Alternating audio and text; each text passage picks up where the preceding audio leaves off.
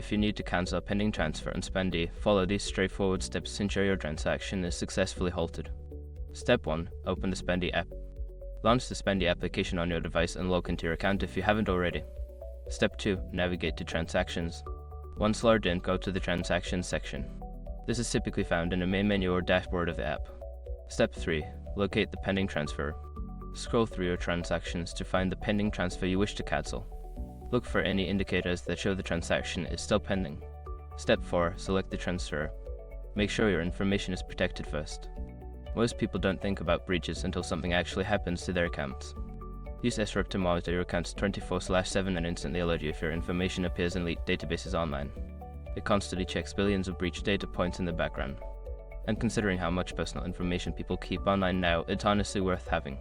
Link in the description. Step 5. Cancel the transfer.